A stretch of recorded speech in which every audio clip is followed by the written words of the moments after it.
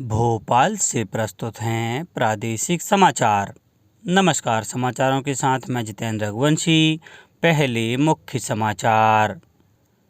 प्रदेश में कोविड का booster dose लगाने के लिए 21 जुलाई से 30 सितंबर तक चलाया जाएगा अभियान।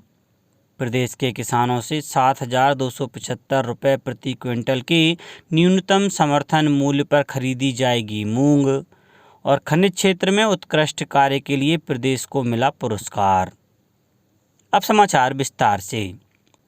प्रदेश में आगामी 21 जुलाई से कोरोना नियंत्रण के लिए बूस्टर डोज टीकाकरण अभियान की विधिवत शुरुआत की जाएगी। यह अभियान 25 सितंबर तक जारी रहेगा। हर 15 दिन में टीकाकरण के लिए महाअभियान भी चलाया जाएगा।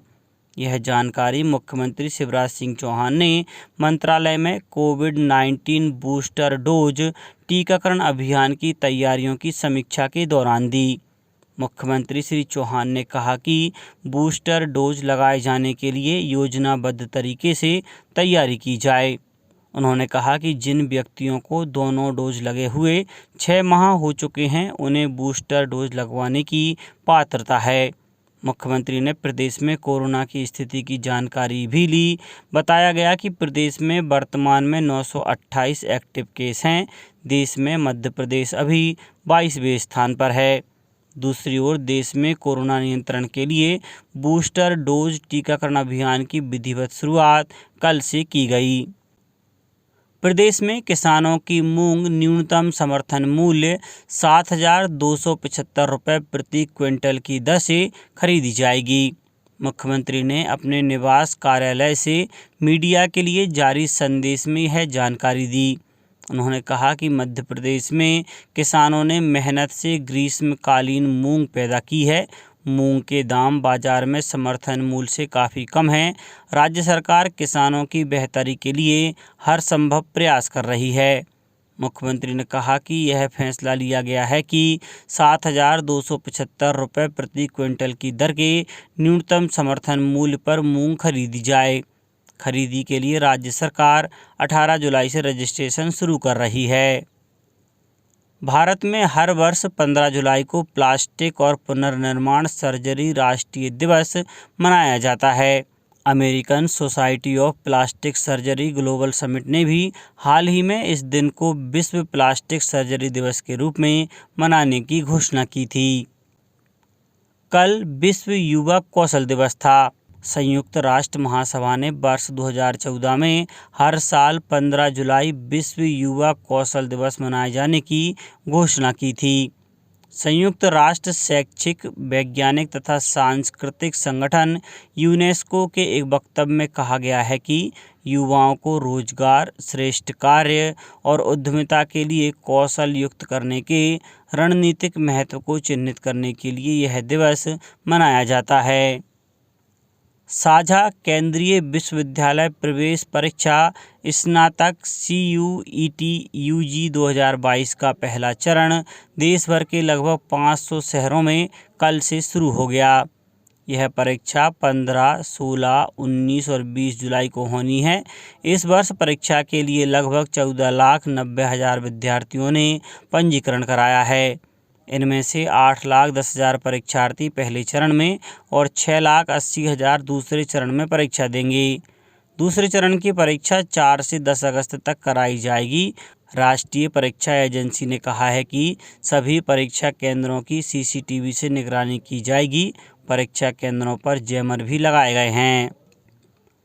मध्य प्रदेश में बाढ़ की स्थिति और आपदा प्रबंधन पर अंतर माध्यम प्रचार समन्वय समिति IMPCC की एक विशेष बैठक यूनिसेफ भोपाल में संपन्न हुई। बैठक की अध्यक्षता पत्र सूचना कार्यालय भोपाल के अपर महानिदेशक प्रशांत पाठराबे ने की। इस अवसर पर श्री पाठराबे ने कहा कि समय रहते आपदाओं के बारे में त्वरित गति से सूचनाएं पहुंचाने से आपदाओं से होने वाले नुकसान को कम किया जा सकता है। उन्होंने बताया कि बारिश और आकाशीय बिजली के कारण उत्पन्न स्थितियों से निपटने के लिए सलाह और उपायों के बारे में विभिन्न सरकारी एवं सोशल मीडिया के माध्यम से जानकारियां दी जा रही हैं।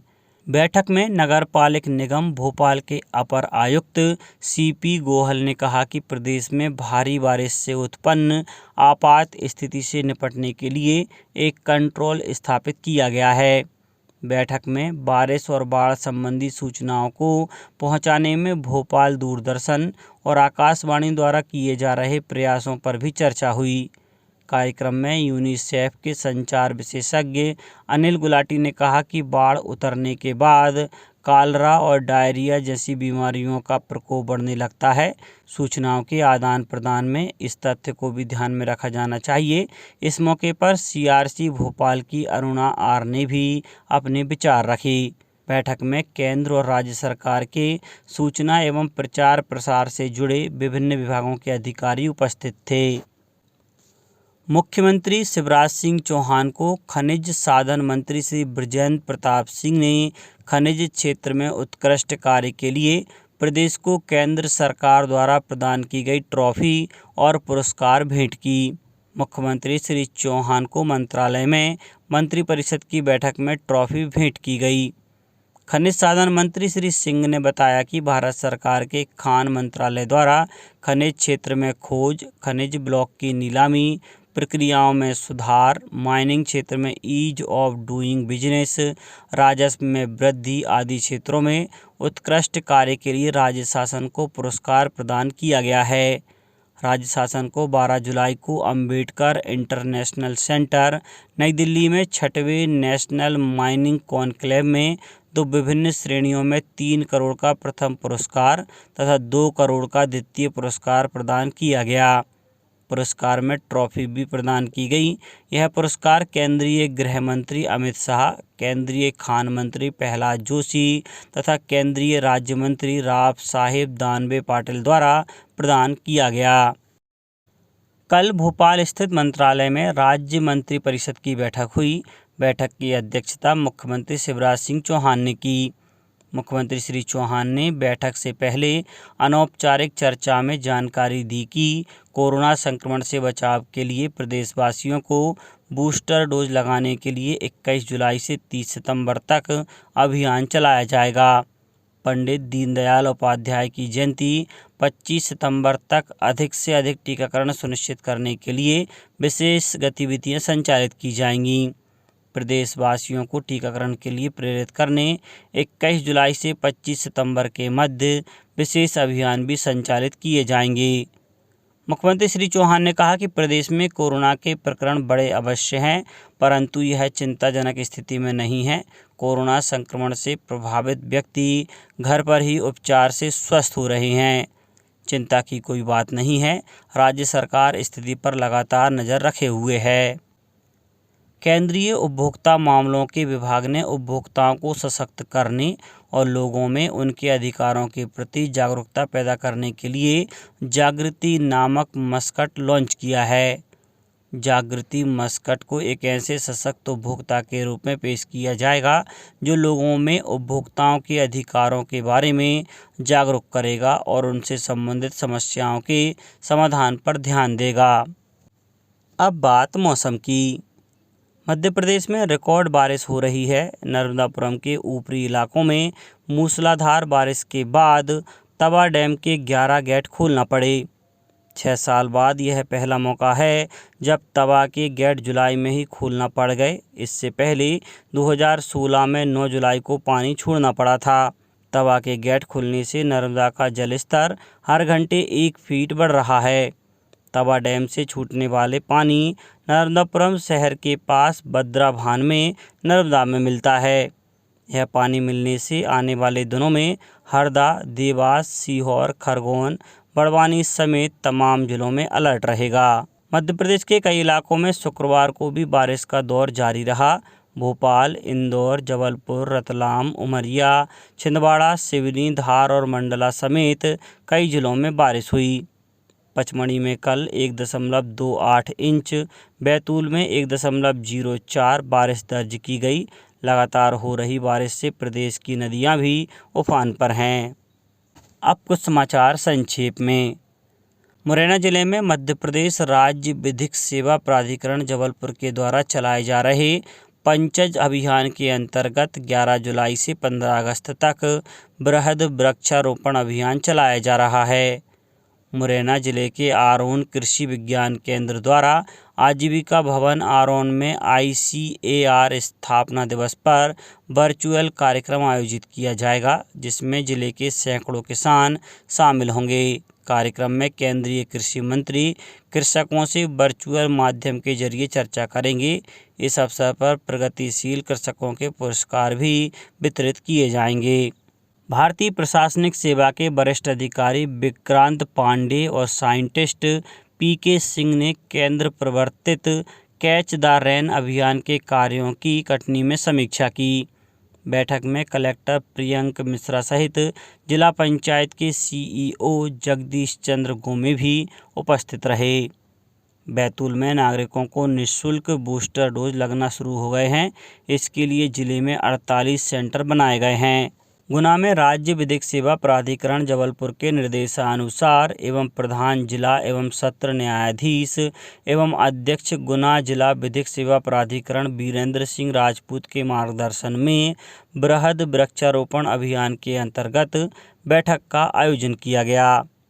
खंडवा में अमर शहीद चंद्रशेखर आज़ाद की 116वीं जयंती के अवसर पर यूथ महापंचायत का आयोजन भोपाल में 23 और 24 जुलाई को किया जाएगा।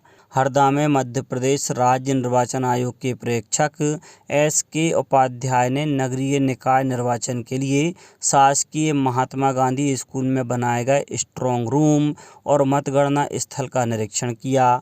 आगरमालवा जिले में अंकुर अभियान के अंतर्गत जन सहभागिता द्वारा चलाए जा रहे वृक्षारोपण अभियान के तहत नेहरू शासकीय महाविद्यालय में विद्यार्थी पौधरोपण करेंगे।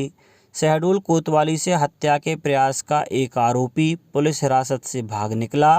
भिंड जिले के लहार क्षेत्र के ग्राम असबार में करंट लगने से एक युवक गंभीर रूप से घायल हो गया। और मध्य प्रदेश उर्दू अकादमी संस्कृति परिषद संस्कृति विभाग द्वारा आज़ादी के अमृत महोत्सव के तहत 17 जुलाई को एक कार्यशाला का आयोजन किया जाएगा। अंत में मुख्य समाचार एक बार फिर। प्रदेश में कोविड का बूस्टर डोज लगाने के लिए 21 जुलाई से 30 सितंबर तक चलाया जाएगा अभियान। प्रदेश के किसानों से 7,275 रुपये प्रति क्विंटल के न्यूनतम समर्थन मूल्य पर खरीदी जाएगी मूंग।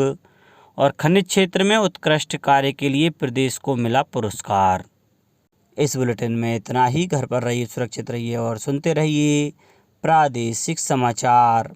नमस्कार।